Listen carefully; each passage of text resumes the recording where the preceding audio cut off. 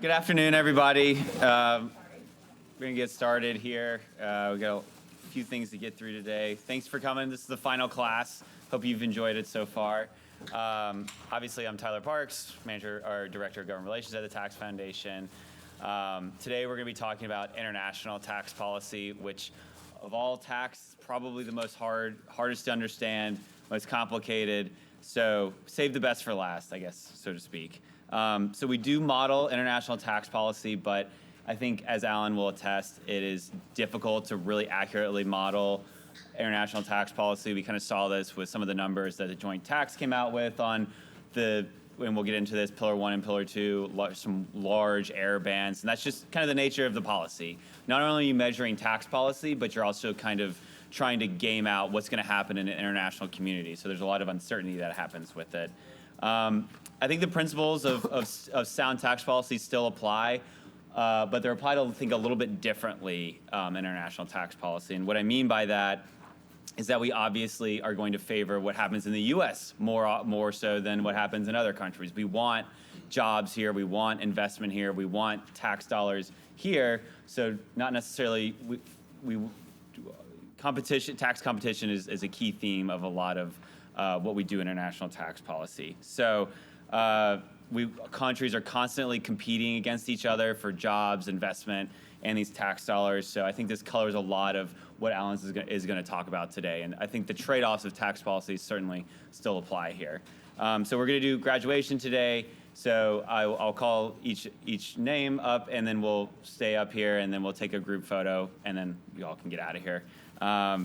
Like we've done previously, the lecture part of the class will be recorded, and then the Q&A function we cease recording to respect y'all's privacy. Assessment is on your desk, and if you haven't grabbed it, please grab it from the back. And with that, I'll introduce Alan Cole, who's our senior economist at the Tax Foundation. He previously worked at the Joint Economic Committee as an economist, and he currently focuses on global tax policy at the Tax Foundation with a particular focus on U.S. cross-border tax. So with that, Alan, go ahead and get started. Yeah, thank you, Tyler. And thank you, everyone, for coming. I guess the first thing to discuss is why we made this topic of a whole day of Tax Foundation University. Why is it significant?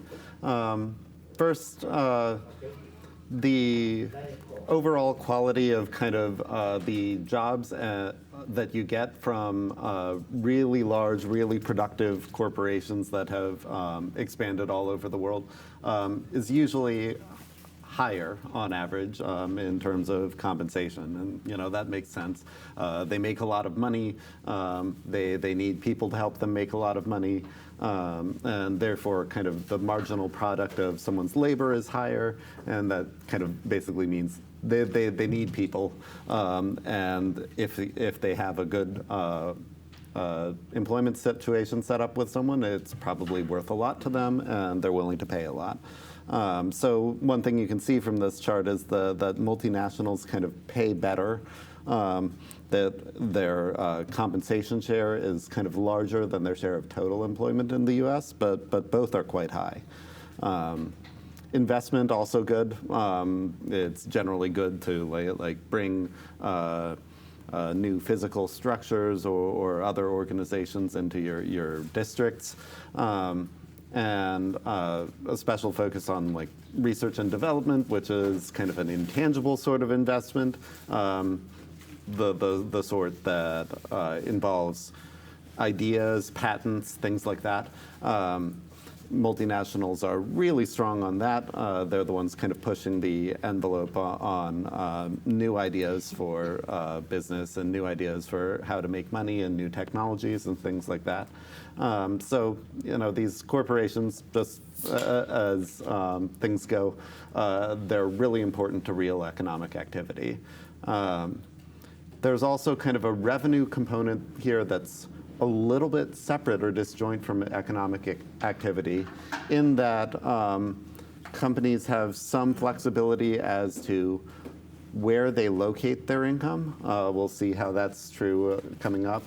And even in some cases, they have at least a little bit of choice where they headquarter themselves as a result of mergers and acquisitions. And in general, we want their income to be here as much as possible because then we get to tax it. And we want their headquarters to be here because that also gives us kind of some special taxing rights that wouldn't exist otherwise. So it matters to fiscal policy. The better that we do on revenue here, the less that we have to get revenue from other or worse sources. So some goals that I have in mind here are talking about how we divvy up corporate income. There are different ways. They're a little bit contradictory. None of them works perfectly. How corporations might take advantage of each of those imperfect methods of divvying up income and why they might do that. What we should look at from the perspective of a revenue raiser, like if you're the US Treasury, what do you want to optimize for when you design your international tax policy? We'll look at the last time that international tax policy changed significantly, which was 2017, and kind of evaluate a little how it did.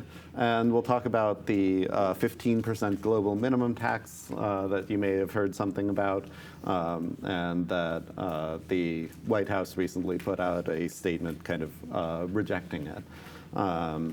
And then we'll talk a little bit about maybe options for the future. In general, we're talking about C corporations here. We're talking about the type of corporation that has a whole separate corporate income tax return, and it has shareholders with shareholder level taxes and common stock. You can invest in it in the stock market. That's the sort of corporation that we're generally talking about here, ones with the ticker symbol. We're primarily looking at the net income tax base, revenues minus expenses. Sometimes it's unclear where revenues really should be from, and sometimes it's unclear where expenses really are made.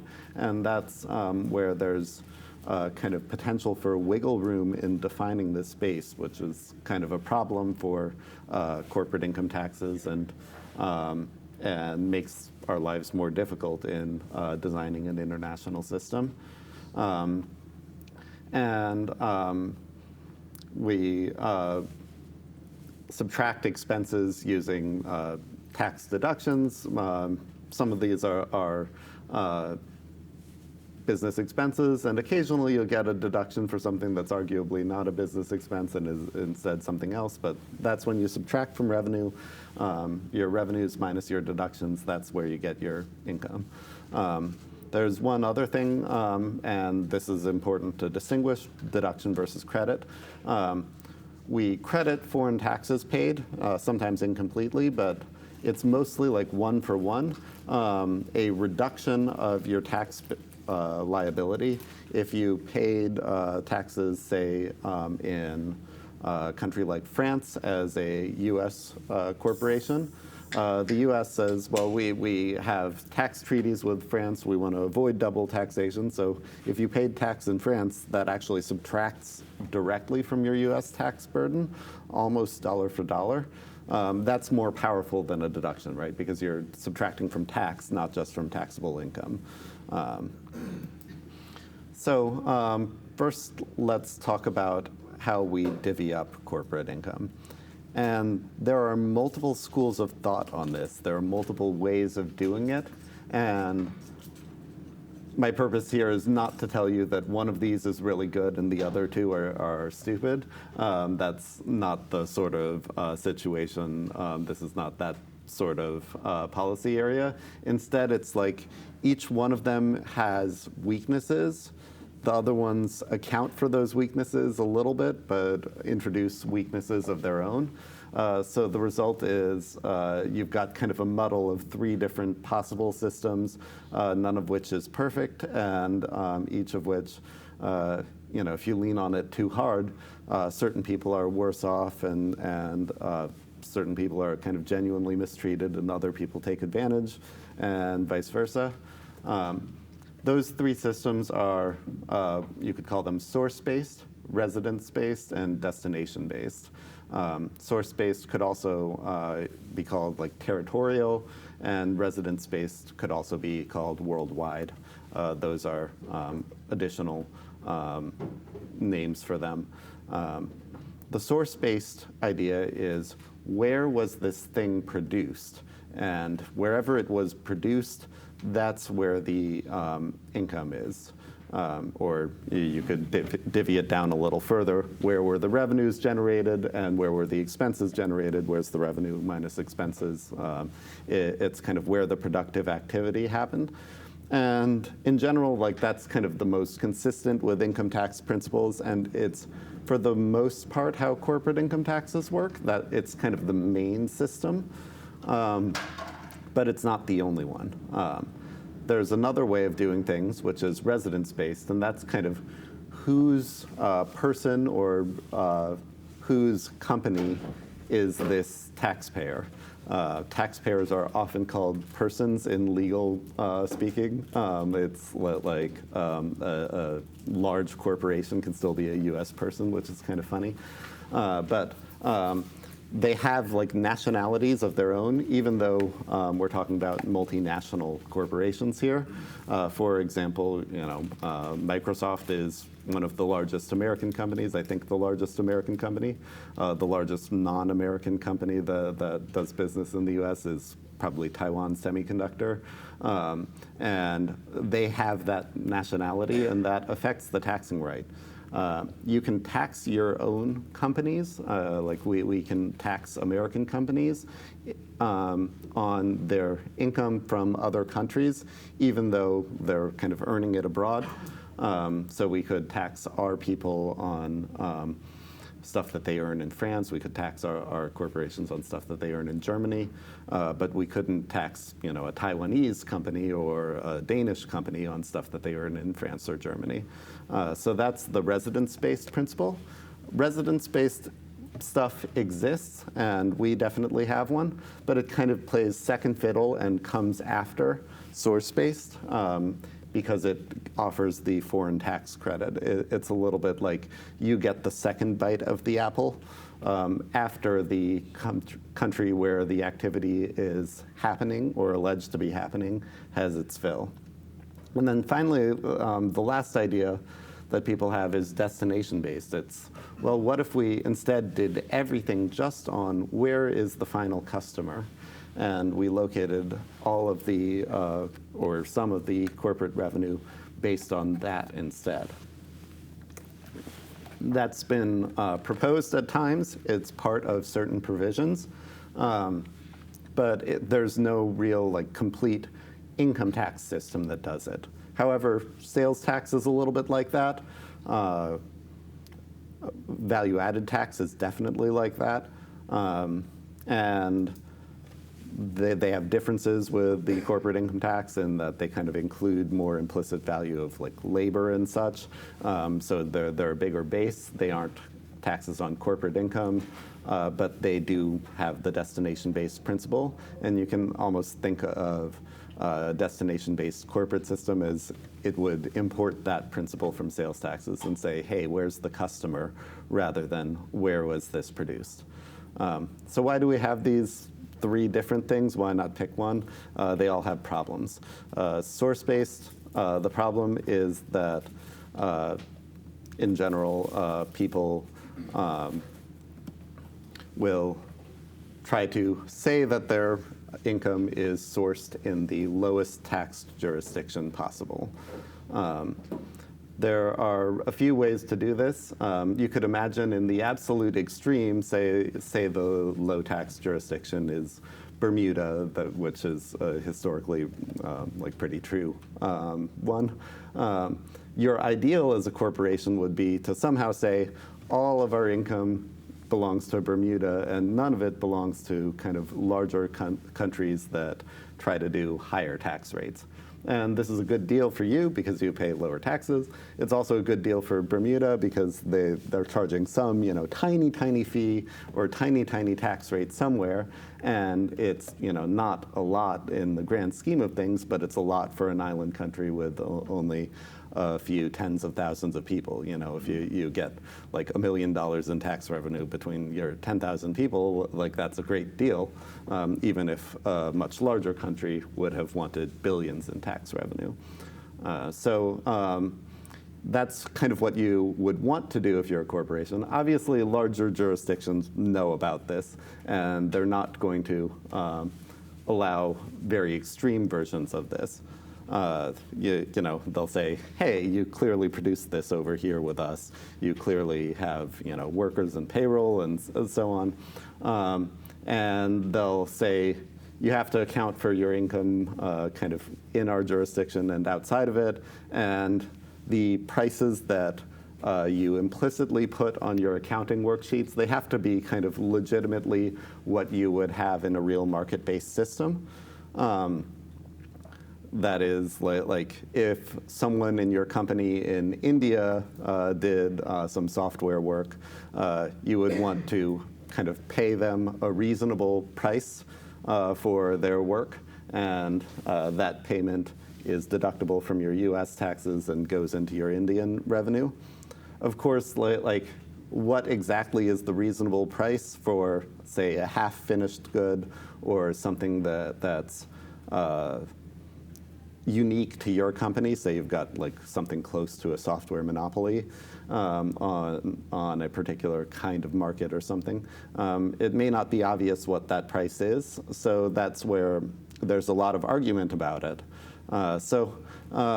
Even in the best case, even if you kind of know that this is going on and you want to curb it, it's not always that easy to do so, and you kind of have to have the IRS have lawyers to prove its case, and the corporation has lawyers to prove its case.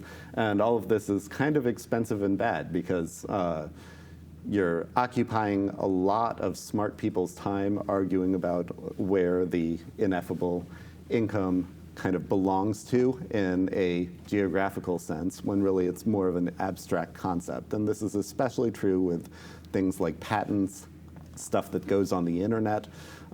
When you've got wheat and steel, you can usually say it was produced in this particular place and it costs this much.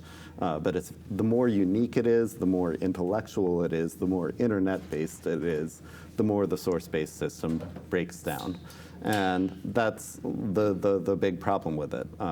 If I asked you to say where a farmer made his goods, you would know. If I asked you, how much would you attribute like different countries' contributions to say a Marvel movie that was filmed in multiple places and had actors from around the world, you'd be considerably less sure. Other systems have their problems too. Residence-based taxes, that's taxing based on like what you say your nationality is, or maybe to the extent that corporations feel like they have actual nationalities, what their actual nationality is.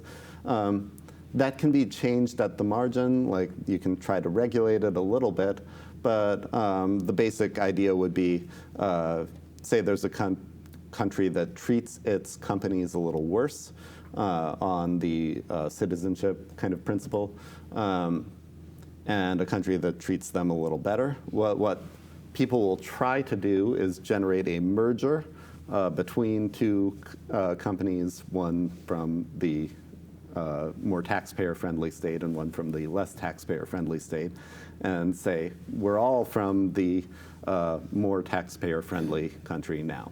We merged together and we are now all, for example, an Irish company. That was a typical one that would happen a lot in the 2010s.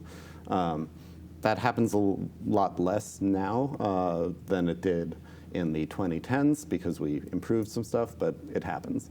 And destination-based taxes, where the customer is, you might think that's probably the easiest because you're basically tracking one person and one transaction. Where did that happen? And it's usually arm's length too because the customer is outside of the business. But even that has a few problems. It's still like sometimes difficult to remit it. For example, with tourism, it gets weird. Like tourism is sort of an export because we're doing like services for German tourists who come to New York. But how do you structure a destination-based tax to kind of understand that activity as in some sense happening with German consumers, even though it's happening in New York? That's very tricky. So it will miss stuff like hotels and e-commerce. So you've got problems with all of them. So what are your goals? Well, you want to protect your own tax base from the profit shifting. Where, like, the idealized case for the corporation is they say all of our productivity is actually attributable to this, one super productive guy in Bermuda. He's really the brains behind the whole operation. Our Americans all did nothing. You don't want that happening. You also want to be attractive for global investment. You want to get good jobs from other countries. Like America produces most of the world's kind of large, best, most productive companies. But there are some exceptions, and we should be realistic about the fact that sometimes there are engineers, researchers, managers in Asia or Europe who, at least in some narrow area, do a better job than we do. And American workers should have the benefit of being able to work with those foreigners.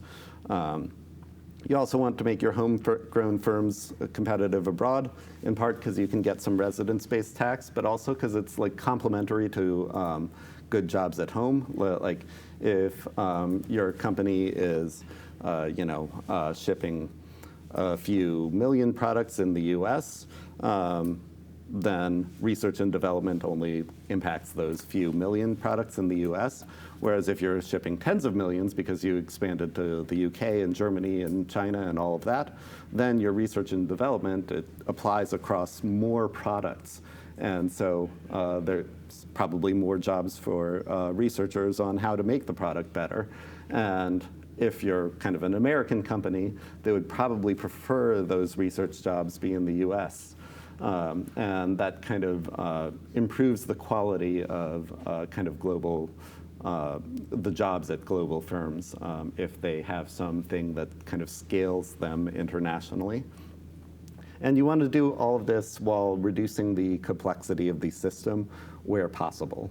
And you can tell from how difficult this sort of thing is and the fact that it's a little bit more adversarial and the customers kind of, the taxpayers' jurisdiction shop, they try to go to the friendliest jurisdictions.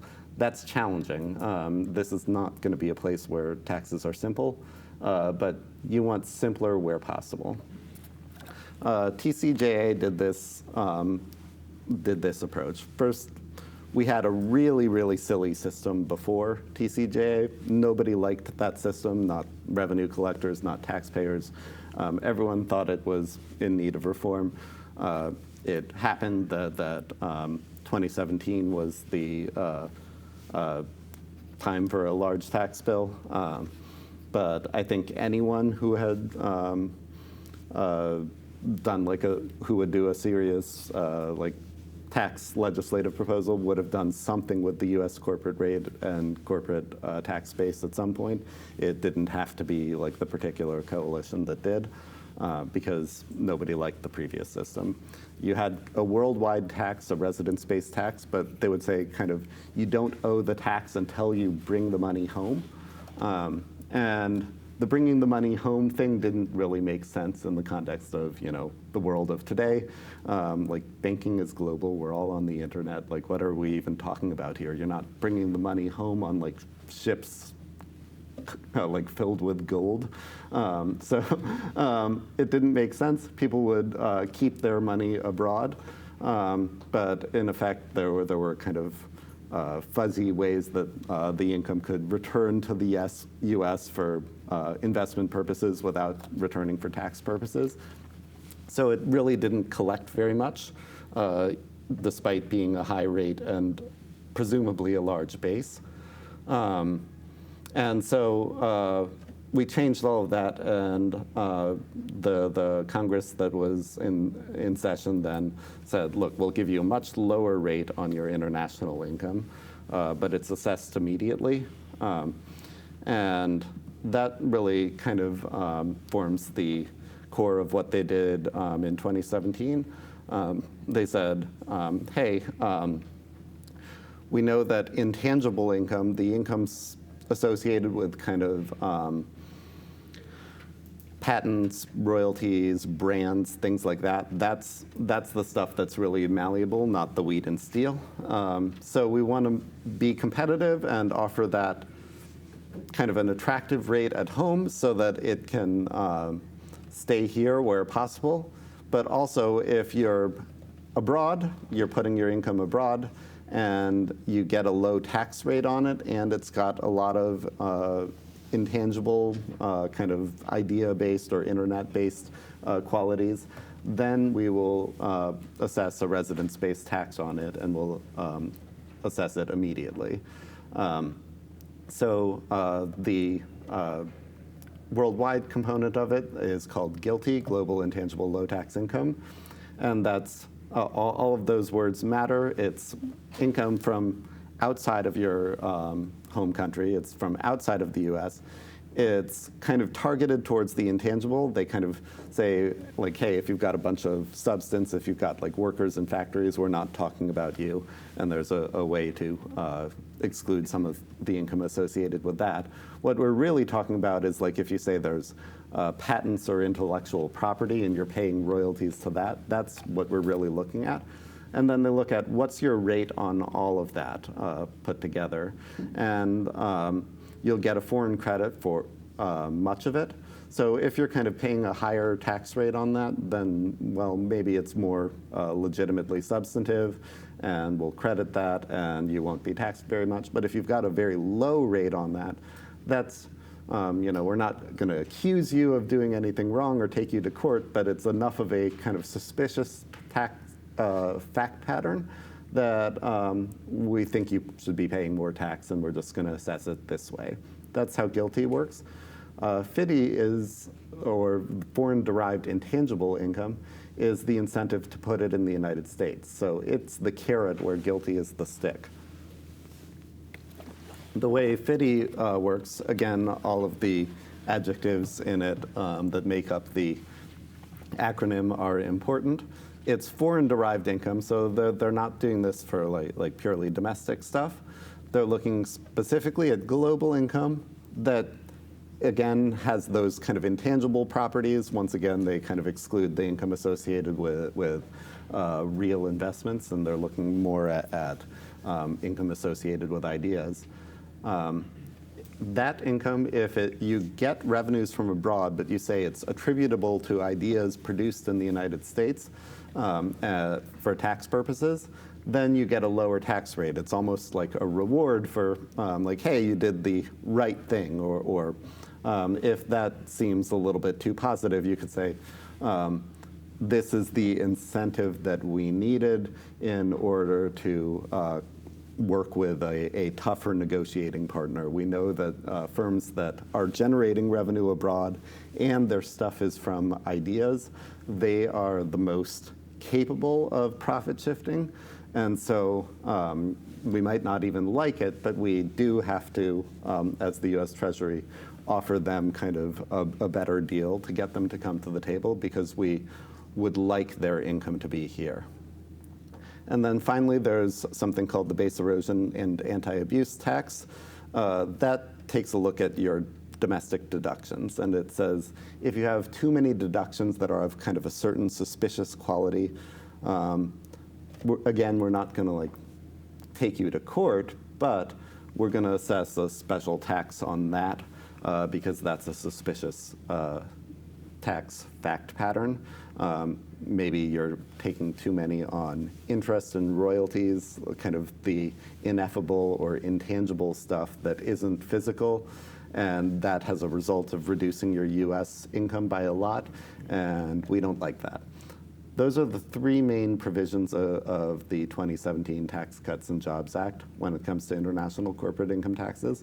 They each serve their purpose. Some of them well, some of them not so well.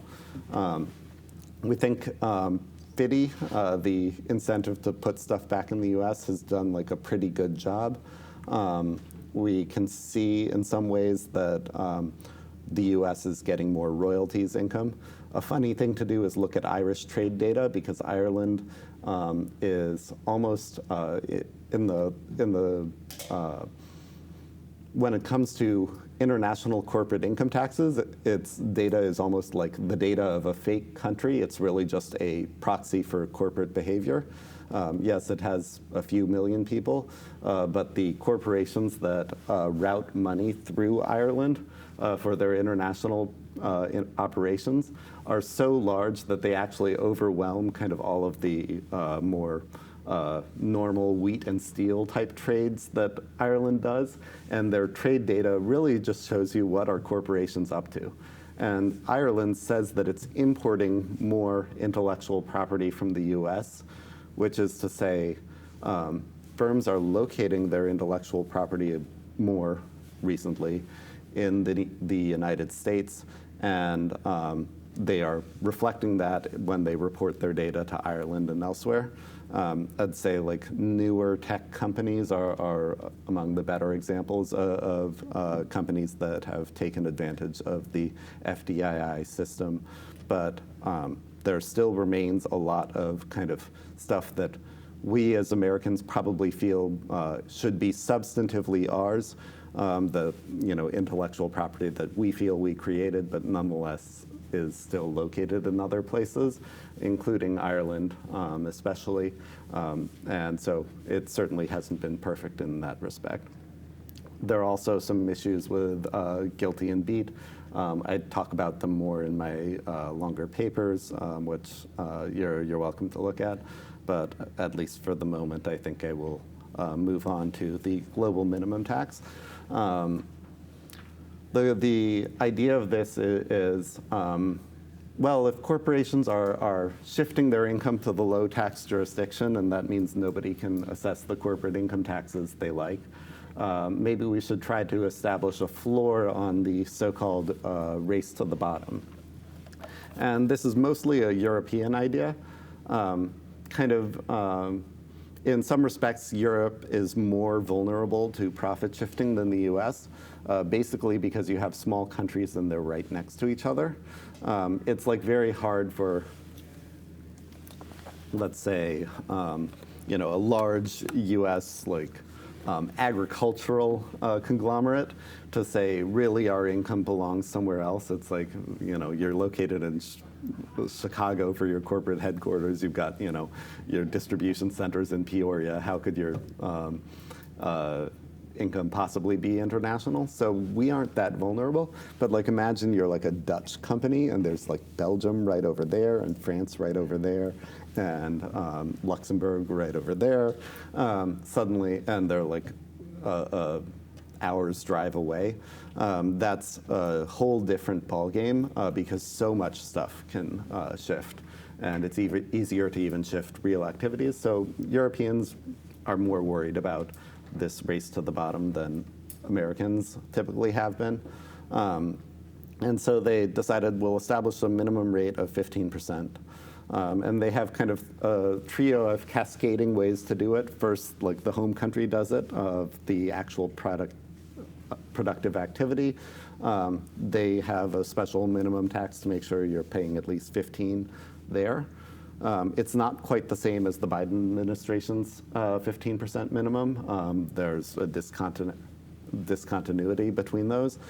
So our minimum tax at 15% is not the same as this. Then the next step is, well, what if a country doesn't adopt Pillar 2? Well, they go from the source base to the residence base, and they say, hey, all of our companies, if we're Pillar 2 compliant countries, if we're a Pillar 2 country, we'll say all of our companies, we're going to have them pay a top-up tax for anything that they didn't pay to a low tax jurisdiction, we're going to make sure that nonetheless we'll go through on a country by country basis and move your rates up to 15 for everything. And we, as your home country, we're just going to collect that if the low tax jurisdictions don't. And then finally, and most controversially, they have the undertaxed profits rule, which is extraterritorial. It's like, even if it's neither our company nor our location, we will still try to tax that income. So you can imagine like if the US were trying to tax like Novo Nordisk, the Danish company, for having too much income in Macau taxed at a low rate. And we say, we as the US, like we're going to enforce that. We want you to be paying a higher rate, and we'll assess the tax ourselves if you don't. And you got to listen to us because we're big. That's kind of the idea of how the EU TPR would work. It hasn't yet been applied in practice. Europeans say that they will be doing it, but the US has said, don't do it to us. And so we will see how all of that goes. Is this a problem for the US? Yeah, a little bit. Complexity of adding another tax base is going to hit our companies regardless. Like other countries can choose how to structure their taxes and add a new system if they want. In general, our companies aren't that far below these minima, but filing the country by country return, saying that we paid this much in this country, this much in this country, and apportioning all of the income on that basis rather than just kind of doing things the US way, which is here's the American income, here's the worldwide income. Like that's just harder. So that's one problem. And then there's some other problems with the agreement going into effect. Not necessarily, at least some of them, there's not necessarily anything we can do about, but it's not clear that this agreement helps the US Treasury at all. It is, in fact, probably more likely to hurt it. And the reason is that foreign tax credit system and the fact that we have so many big global companies. So the idea of an agreement to let countries raise taxes on big global companies, well, a possible outcome of that is that the taxes get raised in other countries. The US is already above 15, so we don't necessarily need to do anything. But other countries raise their taxes, and that means our corporations pay more tax, and they take more foreign tax credits against their US kind of guilty or global tax liability. And that means less money for the US Treasury. We could do better if the agreement succeeds at squashing some tax havens, and then the money that gets squashed out of the tax havens comes back to us. But that effect is at least a bit uncertain. And shareholders, many of them American, will have less money because they're paying, their corporations are paying more income tax on their behalf. And so we might get fewer shareholder taxes. And of course, US taxpayers having less money is kind of bad for them. That's not to say that the US can oppose this or do anything about it in particular. If other countries, primarily European ones, agree to increase their income tax rates, they're allowed to do it. But it's in some sense bad for some Americans that it's happening. The other issue worth being aware of, if the UTPR comes into force against the US, it's a little bit it's not like a massive amount of income will be subject to it, but in some cases it will effectively invalidate US tax policy and instead say, well, you should have been doing things the OECD's way, calculating things the OECD's way, and you didn't, so you're going to get hit with a burden largely on kind of technicalities. We're non-compliant in ways that correspond with more the letter of the law than the spirit of it. We're not like a low tax country trying to, dramatically shift income into our country that doesn't belong there. Instead, it's just like sometimes they adopted accounting conventions that we didn't adopt, and that results in technical differences. Thoughts on this Congress? There are improvements that can be made to guilty and beat, certainly. I discussed them more in my papers. And I think there are good reasons to look at these provisions again, because there are a few scheduled tax rate increases that come basically because TCJA, in order to make the corporate reforms permanent, it needed to add enough revenue raisers to comply with the Senate side Byrd rule on the corporate side. So like in addition to the expiration of the individual code, there are some small changes to these international provisions. But it's worth a look at them. The last time that these were looked at was 2017, long time ago, and they scheduled it for your bosses now. So it's now's the time to think about whether this Congress likes what the Congress of many years ago did. With that, I'll give some time for questions, and then for Tyler to take over for graduation.